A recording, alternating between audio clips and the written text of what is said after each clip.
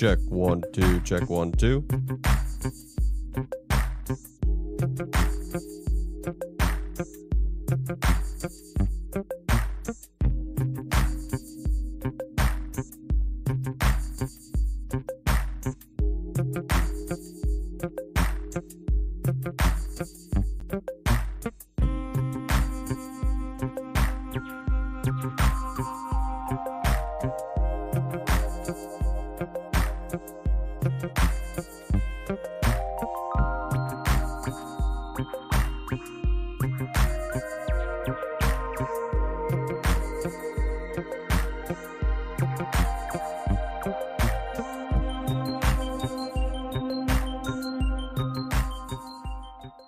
Welcome back to the Stadium Pulse, ladies and gentlemen. My name is Tegan Randolph, your host for all things college football on this lovely Tuesday. A little bit of a unique circumstance for the show, traditionally wanting to do it a little bit more in the afternoon. You're finishing up your day, you're closing your laptops, you're closing your textbooks, and you want to kick off the rest of your day, your 5 to 9 with some college football. But due to the storm here in a beautiful Nashville, Tennessee, an icy Nashville, Tennessee, there's a lot of complications. So might as well go when the going is good and get a show out right now as you're opening up your lunch boxes, your lunch pails, whatever it may be. I appreciate every single one of you guys for whatever part of the day that you take the time to truly watch this show. It does mean a lot. It does mean the world to me. Nonetheless, it is a January 27th, 2026. We have three main segments for you today as we continue into the off season. It breaks my heart every single time that I have to say the off season, because truly college football is in a unique circumstance where they truly do feel like we speed run it. We get through free agency, we get through the coaching cycle, then the national championship, and then bam, nothing.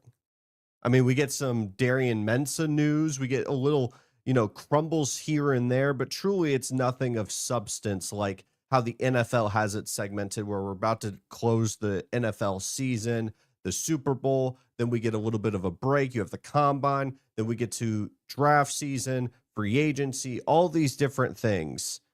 And then we get to training camp. Whereas for college football, it's basically spring camp, and we don't even play spring games anymore. So truly, we're all waiting till we get to SEC and Big Ten media days and hear a quote from Curt Cignetti bashing on the SEC. I mean, truly, is that what we're waiting for before we get to the actual games to be played on the field? It's unfortunate, but this calendar has been broken. We're going to be talking about LSU for the first part of today's show, really detailing what they've been able to accomplish this offseason and why they are going to find themselves more than likely in national championship contention. We're going to also talk about three teams that I'm going to be buying on. I'm going to be your financial advisor if you are investing like a stock into these college football programs, these teams. I got a couple teams that you should buy and a couple teams that you should sell if you still had stock on them. And nonetheless, we'll be talking about Kirby Smart and Curt Cignetti,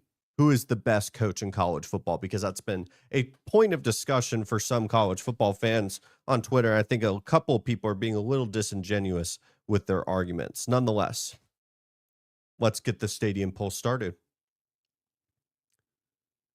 The Lane train has arrived in Baton Rouge. That's not news. That's not something that will shock the common college football fan. What may shock their senses is how good LSU is truly going to be in year one. This is not a rebuild. This is not your traditional process of maybe in 2 to 3 years, the championship window can open up for the Tigers. I really do believe in my heart of hearts that LSU could find themselves as national championship contenders in 2026.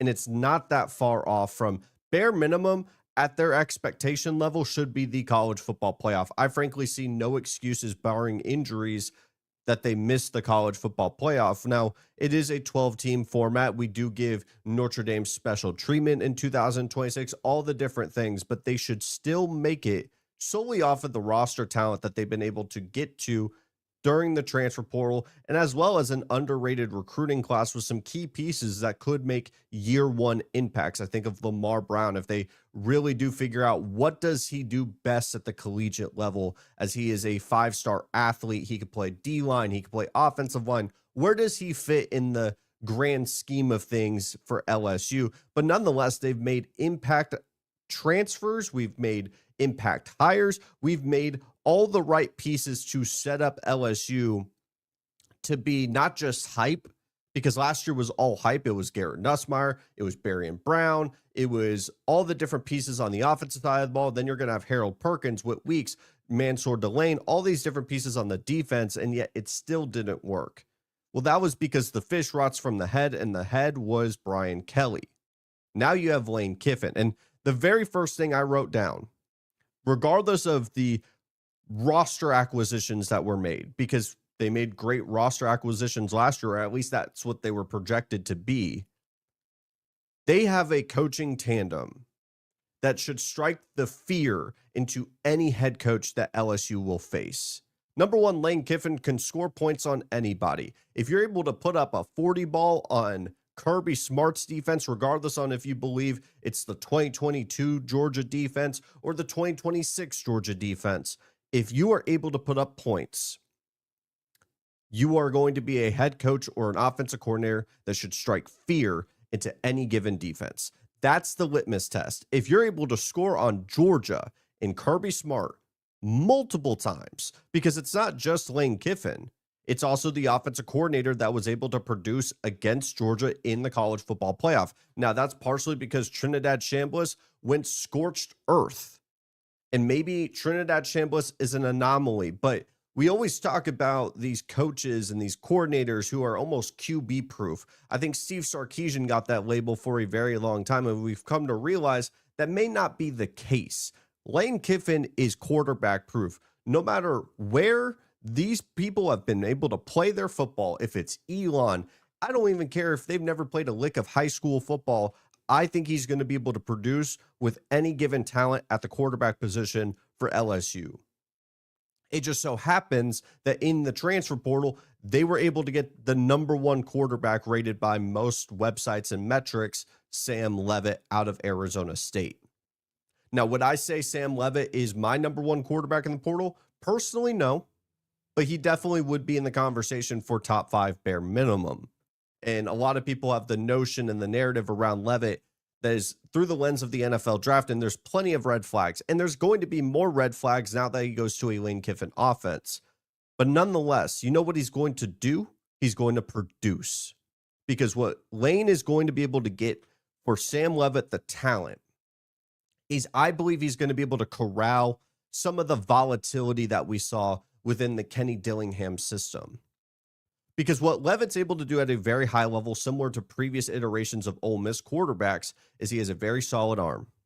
He's able to create things out of structure. He's a very, very good athlete. I think that's one of the more underrated parts about his game, because people know about it, but I don't think they really realize what is he able to create. The fact that Arizona State was running quarterback designed runs, that is a true athlete at the quarterback position. Now, some of the problems is the easy stuff isn't really easy to a guy like Sam Leavitt. It's going to have to be easy, especially when we're looking at these one reads that Ole Miss is going to run at a very quick tempo. It's going to get the ball out of his hands. You're not going to let him really sit back, because though he can create, sometimes that's where you see the negatives of Leavitt, where he's creating, he's trying to create something out of nothing, and that's when you force a ball into triple coverage. That's when you force a turnover-worthy play. You're not really going to get that out of the Lane Kiffin structure. He will rely on it from time to time, and I think that's what he saw with Trinidad, was that evolution of a guy that can create when it's not through the confines of the structure.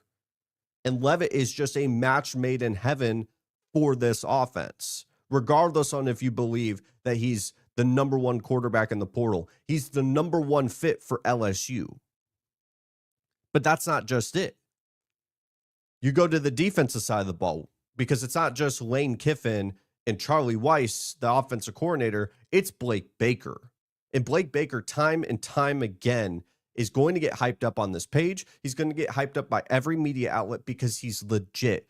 The reconstruction of this defense for the LSU Tigers, after what we saw with Jaden Daniels, Brian Thomas Jr., Malik Neighbors, and the fact they wasted away a Heisman season because of how bad that defense was, you insert Blake Baker into that defense and it's completely changed. That was a reconstruction of the defensive culture at LSU. Does he still have a problem with mobile quarterbacks? You're damn right he does. Absolutely, he still has a problem with mobile quarterbacks. We saw it even this past season. Pavia, Marcel Reed, and many others found a ton of success. But this is another year where he gets to implement his players, his scheme, and have continuity with this program and really showcase what he could do on the defensive side of the ball. That's scary. That's petrifying. You throw in the fact that they were able to get the number one edge player, a linebacker, all these different pieces on the defensive side of the ball. I really do believe that you're going to see more cohesion. I think you're going to see more discipline just across the board. You're going to have a better defense from Blake Baker in 2026, and that is petrifying to think about as someone that is a fan of a team within this conference. We also have to highlight the fact that they were able to get Jordan Seaton, the offensive tackle out of Colorado, one of the most athletic offensive linemen that I've ever seen. The hype around Jordan Seaton should not be on deaf ears. The hype is real when we're talking about Jordan Seaton as just an NFL draft prospect. This is a guy that was a 5-star out of high school, and everyone knew why. It was the athleticism, and if you were able to develop that, just even 50% of what he potentially could be as in terms of a ceiling, this is a top 5 pick in the NFL draft waiting to happen. Now you're going to slot him into a Lane Kiffin offense where they're going to run a ton of tempo. They're going to go fast, and he is going to be perfectly set up as a cornerstone of that offensive line that took such a major step back once Will Campbell and Emory Jones left the building.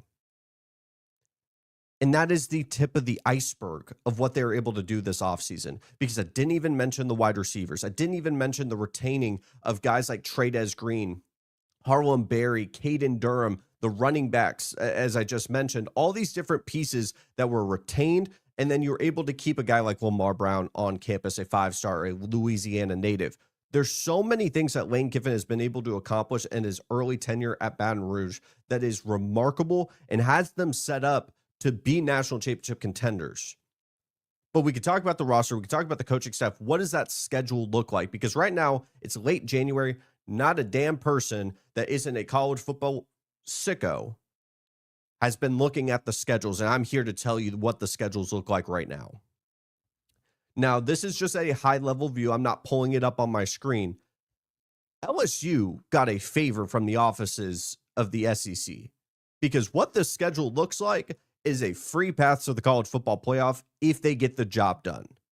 Because they have the roster, they have the talent, they have the coaching staff on paper. Football isn't played on paper, but they have everything set up to have the strategic advantage in their schedule. Majority of their tough games against Power 4 opponents are at home. They have Clemson at home. They have Texas A&M again at home, and that's going to be a huge motivated spot for anybody that was in that stadium when A&M basically stomped on their logo, pissed on it, and gave it the middle finger on their way out. They were calling it Kyle Field East.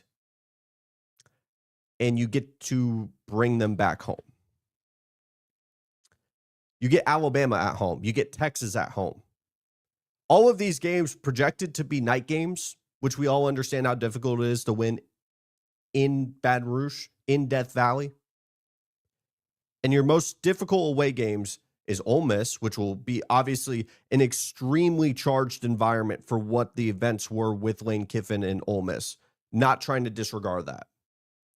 But I also don't believe Ole Miss will be as good of a team as we just saw in the college football playoff.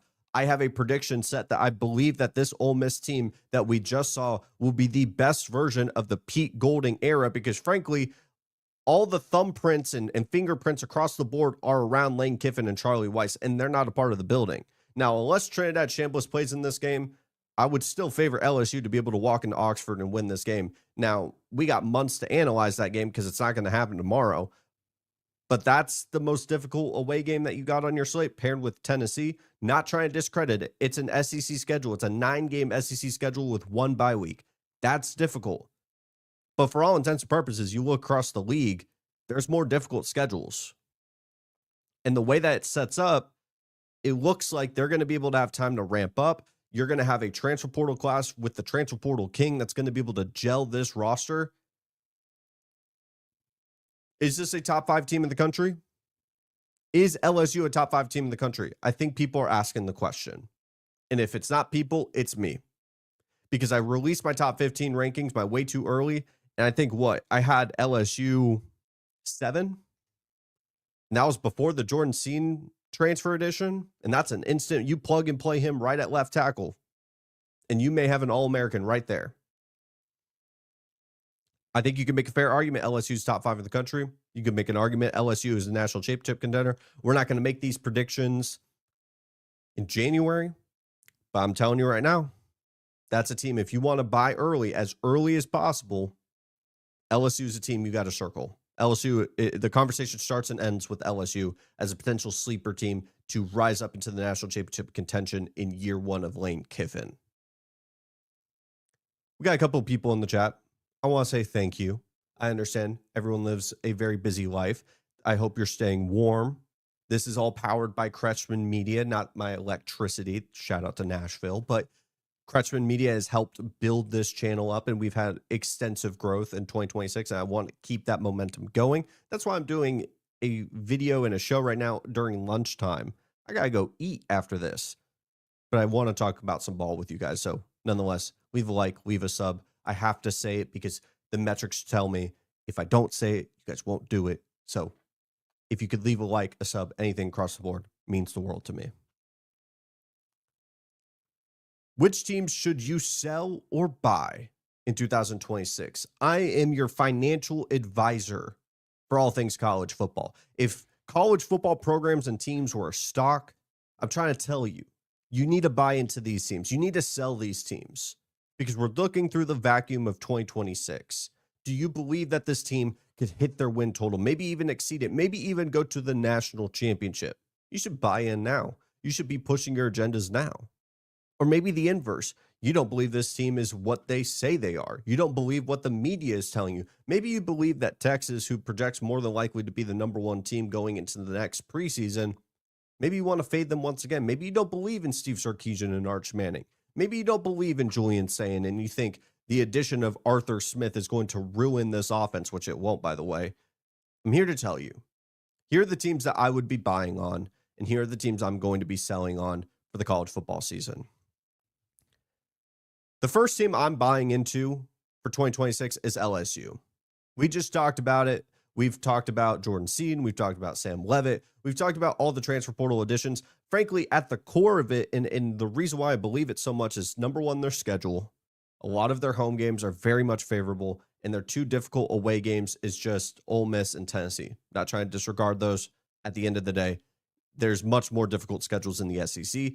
And I have Blake Baker and Lane Kiffin probably for the only year that will happen, because I fully expect Blake Baker by the end of 2026 to more than likely take a head coaching job. And I think that pairing is going to be such a problem within the SEC. I'm expecting it to click. I'm not waiting a couple years to say Lane Kiffin and the LSU Tigers can win a national championship. Houston's another team that I'm once again buying into. Houston was a team going into 2025 that I said, watch out for Houston. Their record may be better than you're expecting. I'm not giving up on Connor Wigman, the talent. I'm not giving up on these guys. I truly do believe what you can get with Houston, with Willie Fritz in this program going into the Big 12. You could have a team that could sneaky find themselves in the Big 12 championship. Now, that wasn't the case in 2025, but that was a very good football team that was able to win games on the road. Now, that's what I'm most impressed by. Not the development of Connor Wigman, which he obviously has some of his flaws, but it has been the fact that they were always able to play their best football on the road in the Big 12, knowing all the portal acquisitions, knowing all the discussion of whether or not Houston's going to be a bottom feeder. I really didn't see that because I completely believed when Tulane was giving Willie Fritz away to Houston, or Willie Fritz goes to Houston. That's a damn good ball coach. That is a veteran ball coach. That is a guy that knows how to be flexible in the sport of college football. He's going to pick up every single rock in order to win football games. I thought it was a matter of time. I bought in 2025, and I'm going to double down and buy in again in 2026 because you have the continuity of the quarterback position. That is so vital in this sport. A guy that's seen a lot of football, ranging from the SEC now to the Big 12. He has a ton of experience under his belt. At the end of the day, I think Connor Wigman just has to be a game manager for Houston, and they're going to win a lot of football games. You also throw in the fact that they have a very solid portal class. They're able to get Mekhi Hughes, the guy that was originally from Tulane, went to Oregon, very talented running back, didn't get much burn at Oregon, goes back to with his old coach, Willie Fritz, fully expecting them to have a more of a dynamic offense, and their defense has always played at a very high level. I think that their floor is just going to be winning a ton of games. And if they take a couple steps forward in a couple key areas, they could find themselves in a Big 12 title game, more than likely facing off against Texas Tech. Miami once again buying in. Miami just recently got announced that they will be getting Darian Mensah per an agreement with Duke and Darian. It sounds like Miami got their quarterback, and this was expected. I said that you are more than likely going to have a lot of people paid. You are more than likely going to have some lawyers get paid, and Mensah was going to go to Miami. That's how I saw it fit. And when we finally got the news, I can now say I'm more than likely going to have Miami in that top three. Damon Wilson, Mario Cristobal, you have the OC and the DC. Darian Mensah, I think, is going to be more of a playmaker than what we saw with Carson Beck. There's so many bits and pieces around the Miami program that tell me their defensive line, though they're going to be losing Mesidor and Bain, which is a painful loss for any given team. I think Kirby Smart would feel the pain of losing those two players. Regardless, at the end of the day, I think this is where you see the Miami recruiting really showcase itself. A lot of guys have been waiting for their opportunity. A lot of guys have been wanting to develop and wait behind the guys like I just mentioned.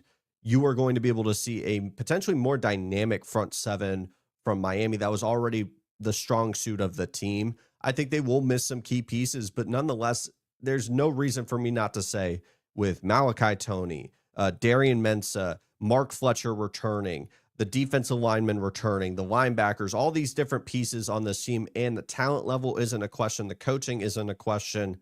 Why wouldn't I expect Miami to be back into the national championship conversation and potentially be a better version of themselves? Because let's not forget, this was a flawed team going into the playoff who caught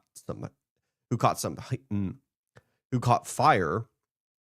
Why can't they just be a dominant team for the entirety of the season and find themselves maybe with a first round bye? A couple teams I'm selling, unfortunately, going into 2026. These are teams that I just not going to say that they can't make the college football playoff, because that's not where I'm coming from. It's more just saying I'm not going to push the hype train. I'm not going to get aboard the hype train and say that they can exceed their win total, that they're a sleeper in the conference, that they may be a very good team, not very great. Or maybe it's a case that I just don't believe that this is going to be the year and there's going to be some regression. Alabama is one of those teams. As much as I want to buy into Kalen DeBoer, and I believe Kalen DeBoer is still a damn good head coach, I think Kalen DeBoer, for what he was stepping into, which was a very difficult position for any great coach. I mean, you were stepping in for Nick Saban. It's hard to repeat elite level head coaching play when the standards are unattainable at the end of the day. When we're looking at Nick Saban, the standards were the greatest coach of all time. I mean, think about Mac Jones. Think about Cam Newton, who had to pass the torch from Tom Brady. It takes a couple years to get the right guy in the room. And that's not to say Kalen can't do it, but I think he stepped into a situation where the standards will never be as high, or the expectations will never be as high as they were when you stepped in following the greatest coach of all time. And you throw in the fact that maybe you didn't realize that you didn't have as much resources as you initially expected, that Alabama isn't this heavyweight in the NIL market. But those are my concerns as a program. Let's talk about 2026. You're going to have a quarterback battle. And not to say it's a red flag. I like Austin Mack. I like Keelan Russell. Great talents. And that's the area of expertise. So getting this decision correct is so vital to the rest of the Kalen DeBoer tenure at Alabama. But you also still have Ryan Williams. You have to revamp that wide receiver room. You have to revamp the running back room and really the running back scheme and the play calling around that, because you can't be as one-dimensional as you were this year. You're going to be missing some pieces on the defensive line. There's a lot of different pieces on this team that are young players that need to be developed, and this is where you really get to showcase your talent as a coach. And I think it's going to be a very young team. And with that, you're going to have some really incredible highs. But like we've seen time and time again with Alabama, I think there's going to be moments where me saying that I'm selling this Alabama team is going to look foolish. But I also think it's going to be fool's gold, because we've seen this volatility. We've seen the incredible highs of stepping into Athens, beating Kirby Smart, the SEC champions. But we've also seen the lows of going on the road and losing to Florida State, a team you had no business losing to. And I'm not expecting a team that is going to be very young at its core to be mature and stable and stay the course, kind of like what we saw with Indiana, where regardless of the noise surrounding the program, they were always consistent, even keel, cool, calm, collected. I'm not expecting that from an Alabama team that is going to be very young next year and really didn't adapt or evolve maturity-wise through the portal by bringing in some veterans. I think the team's just going to be very young, and you're going to get even more volatility. Texas A&M, unfortunately, you see the pennant behind me. As an A&M fan, it pains me. I don't know if I can buy into Texas A&M to be repeat offenders to the college football playoff. Let me just set the stage. I believe in Mike Elko. I believe in this transfer portal class. I believe in this coaching staff. But take away the sticker. Take away everything you know about Texas A&M. Replacing your number one running back, your number one wide receiver, your entire tight end room. 4 of the 5 offensive linemen that started for you this year, that was one of the most experienced offensive lines in the entire country. Your number one most productive pass rusher, your top 2 defensive linemen, or defensive tackles, better said, your top 2 linebackers, your number 1 corner. That's a lot to replace for even the Kirby Smarts, the Kurt Signettis of the world. Now, how you manage that and how you develop the talent that's already there, because it's not a talent problem. And when you're at a place like Texas A&M, how you're able to evolve and adapt and mitigate those problems and continue to evolve the quarterback position, that's what's going to be the difference from trying to get to the same standard. But at the end of the day, when you're having to replace that much talent, plus a more difficult schedule, because that was the talk of the town when you talked about Texas A&M, was how easy their schedule was, not very likely that you're going to get that again. The question then becomes, can you even get back to that mountaintop? Can you even try to get to 10 wins? I think the path is very difficult for them to get there. I would be very impressed, kind of like what we saw with Tennessee this season, where I was impressed that Tennessee got to 9 wins. I believe they got to 9 or 8. I think that's going to be the same case for A&M, knowing the roster turnover. This was a roster that was so primed to have a run, and they did, and it was impressive, nonetheless, of how they performed towards the end of the season. It's a very difficult path to get right back there, especially knowing how I think the top end of college football is going to really make a substantial gap in front of everyone else, unlike this year where it really felt like a mixed bag. The last team is Ole Miss. I don't know if I can buy into Ole Miss this year. Now, it's all dependent. I put a huge asterisk on it. Trinidad Chambliss, if he gets another year of eligibility, that's a completely different conversation. But I'm working off the fact that it's going to be Deuce Knight, a very raw quarterback, going into a system with a defensive-minded head coach and not the same coaching staff that maybe had the interest of the Lane Kiffins and the Charlie Weisses of the world. I still stand on the fact that I am more and more confident that we could have just seen the best version of Ole Miss in this college football playoff, and that was the best version of the Pete Golding era. Pete has done great work in the portal. I question some of the portal decisions, but that's also just my evaluations of players.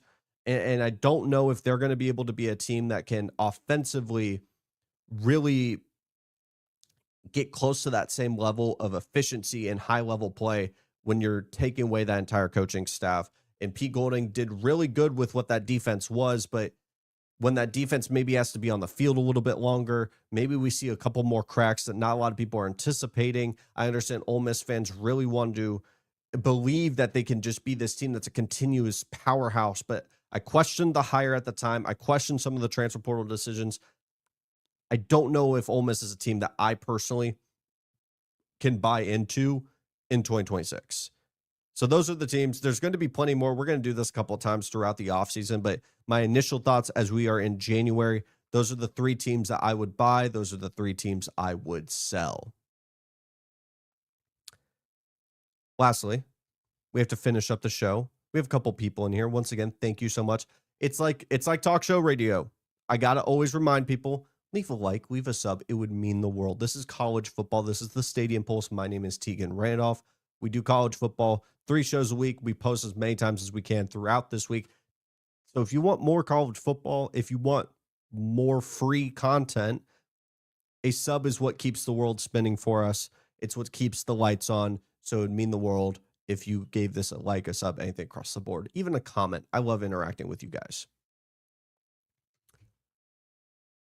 We have to stop the narrative that Curt Cignetti is by far the best coach in college football. Now, what Curt Cignetti was able to do at Indiana was unheard of. You and I, your grandmother, your great-grandmother, anybody on the face of the earth has never seen Indiana go on the run that they just did, because going 16-0 was something that hadn't been done pre-19 or post-1900. So when you see something that you've never seen before in your life, people get very reactionary. People get very emotional. They go to these crazy takes because you see something you've never seen before, so you have to say something that you never thought you'd say before. Kirby Smart is still the best coach in college football. Now, is there a fair argument to give Curt Cignetti the ball and say, hey, man, you're the face of college football right now. Indiana's the team to beat. They just won the national championship. I'm not trying to put a wet blanket on the entire situation. That's not what I'm trying to do here.